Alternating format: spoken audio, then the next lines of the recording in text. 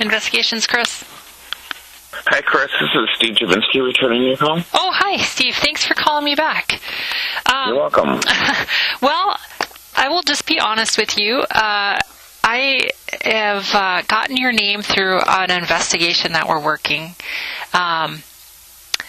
connected with Prince. And I'm wondering if you have any contact with him or had contact with him at all.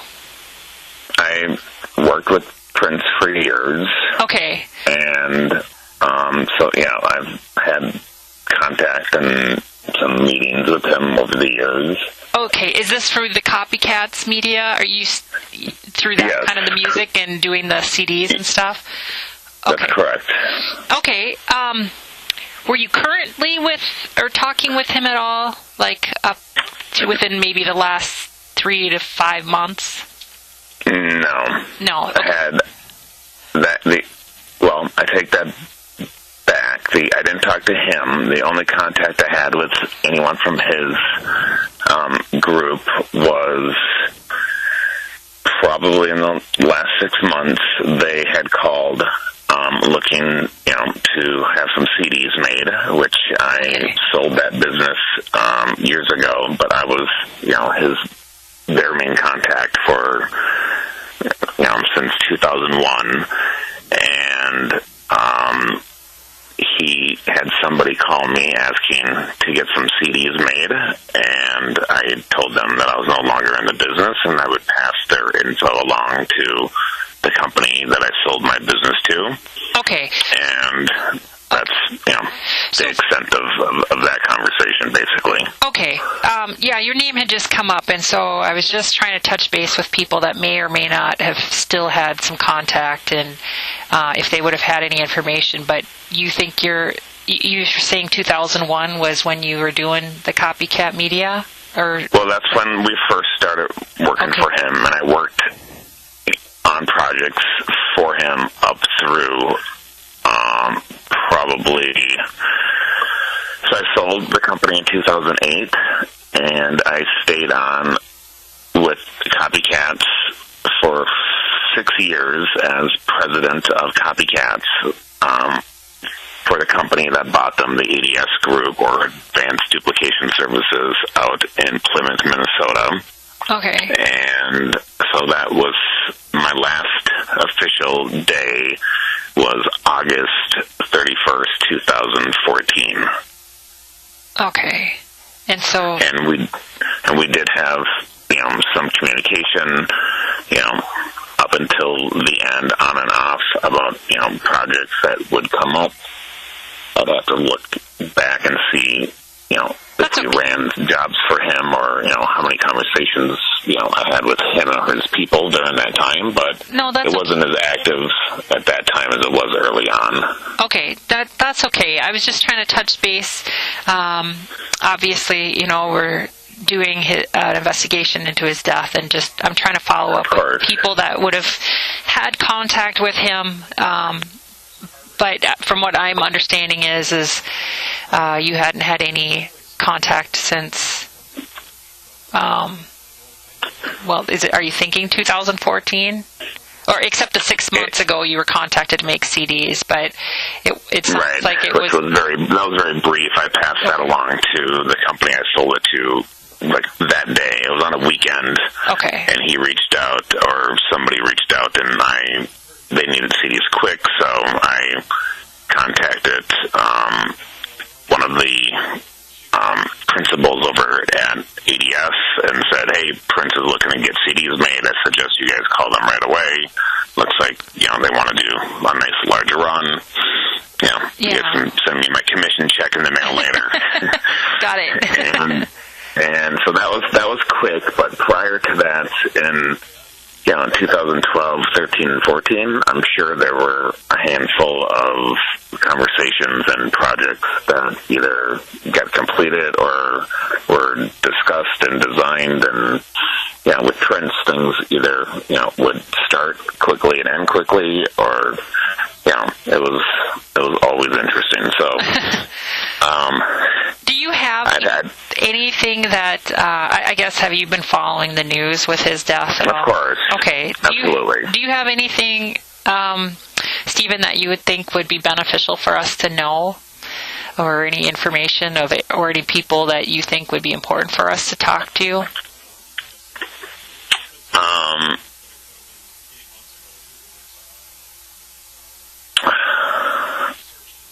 I mean, I had sit-down meetings with him, and I have to admit he was very, in personal, private, one-on-one meetings. Whenever we would meet with him, we'd have to clear out the building, and none of the employees could be in the building. We'd have to do it on, after hours, on weekends, and make sure nobody was in the building because he was obviously such a private guy and just, didn't want other people seeing him. But he was, he had a lot of charisma, and, during those meetings, he, had lots of interesting ideas and wanted to, continue to talk about these ideas, over time. And, none of them really came to fruition, but we continued to make CDs for him. And I heard from him a handful of times. It took years before he would talk to even me, even though I made millions of CDs for him from 2001 until the first time I met him. I was always working with his people until he got comfortable enough to talk and meet directly with me. Okay. So, so you're saying he didn't seem to me that he was, on, drugs or, all the stuff that we're hearing in the news and things like that. I always got the impression from him that he was extremely, he was I believe a vegan, and I know he had all of his meals out at Paisley Park prepared by a vegan chef, and so when he got home at night, that, his meals were, there prepared for him and things like that. And so, hearing all the drug things was pretty shocking to me, so I never noticed anything like that in my meetings or discussions with him. Okay. But obviously, that wasn't the case, at least at the end. I knew he was in some sort of pain from all the touring and jumping around, and it was my understanding that he had some hip problems, but that was never really documented or out in the press as far as I'm aware of, but just from people in his group, I heard things like that. But and so many people came and left through that group, like his people. I worked with so many different people throughout the years. They would come and go, I think because he just kept such weird hours, and it was hard for these people to maintain that lifestyle. And so I must have met 30, 40 different people over the almost 15 years I worked with him. Okay. Is there anyone else?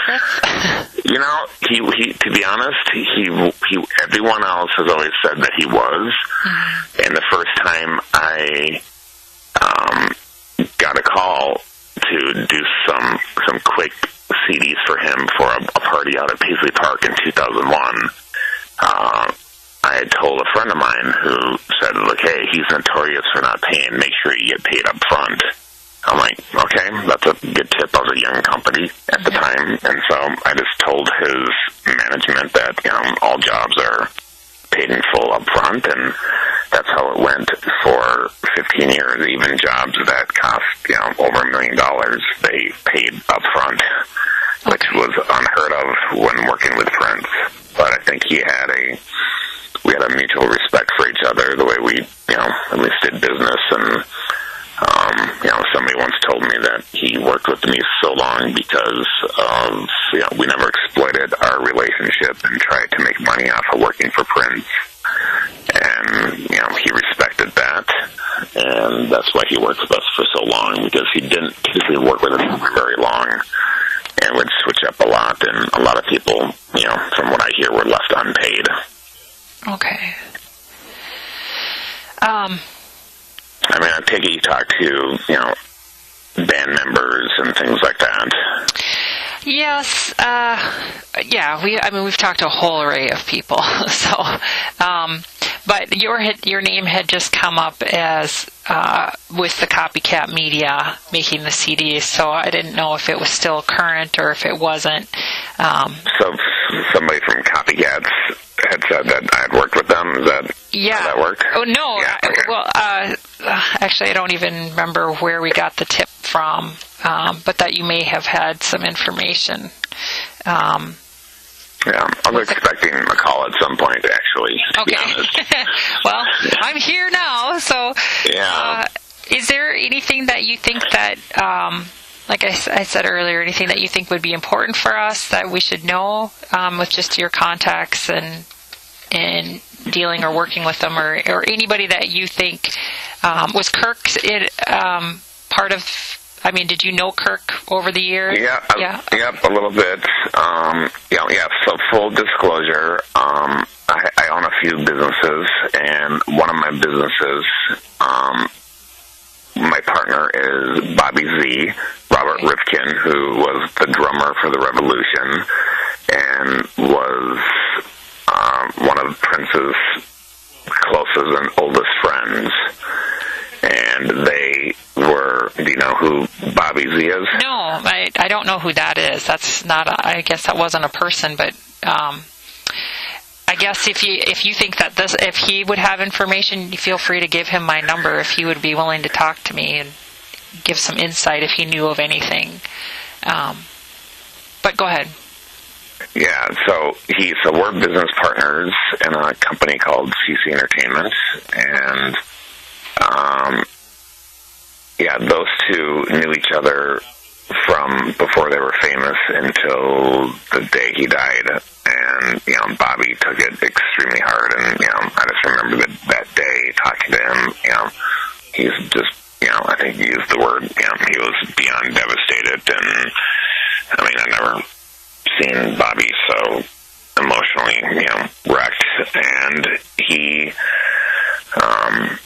Bobby had a heart attack a few years ago, and Prince, was there for him and helped, I believe financially with some of it, because Bobby didn't have, maybe health insurance or, I don't know the whole story, but there's definitely a history there. And out of all the people that are around today, Bobby probably knew him the best and maybe had, more communication with him, throughout the years, on and off throughout the years than anybody else. Like I said, people came and went, but those two, had always stayed connected, even though maybe they wouldn't talk for a year or two, but then they would, talk constantly for, a year. So, I'm just while you're talking to me, Steve, I'm just getting my phone list to see if he is somebody on my list here. But right, so he has a couple names, his stage name and his real name. And maybe that's what I'm trying to see if I can find. If you ask me to spell Rifkin, I'm not going to be able to do that for you. But what did you say? Rumkin? So his stage name was Bobby, and simply last name was Z, the letter Z. Okay. And he was the drummer for Prince and the Revolution. So that was back in the Purple Rain days. Okay. And he was, like I said, the drummer, and then his real name is Robert Rifkin, and I'm sure I can find that for you pretty quickly. Here, I'm still going through. Okay. Riskin, with an R. Rifkin, yeah.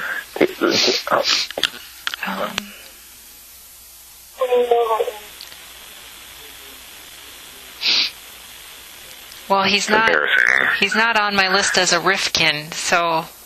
I got it. So his legal name is Robert B, as in Bob, Rifkin, and it's spelled R-I-F-K-I-N.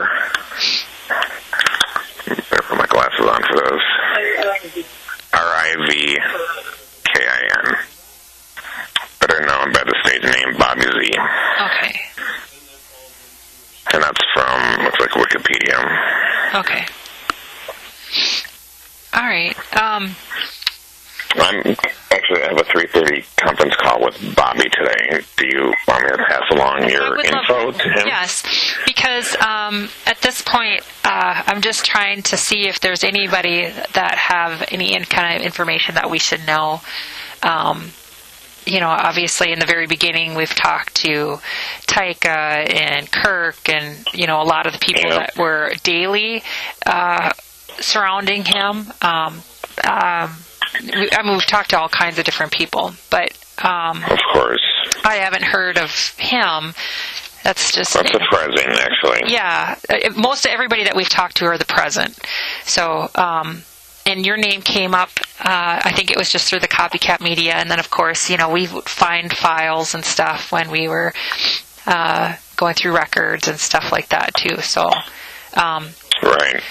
So, if there's anything, Stephen, that you think would be helpful, I know you said that you didn't know about anything with the drug information. You had no knowledge of any of that. That was actually quite shocking, to be honest, just because of the lifestyle that I knew him to lead, and from what I heard from other people that knew him. So that was, to be honest, shocking. I just remember that night we were watching the news, and it was like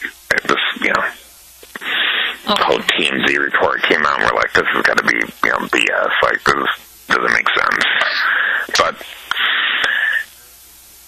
obviously we were wrong. So but yeah, I will talk to Bobby, and I think yeah, if he would probably a good person to talk to. If he's a pretty private person, because when this happened that day alone, I can't tell you how many people reached out to me because we're business partners. They know that Bobby and Prince were extremely close, and we got calls.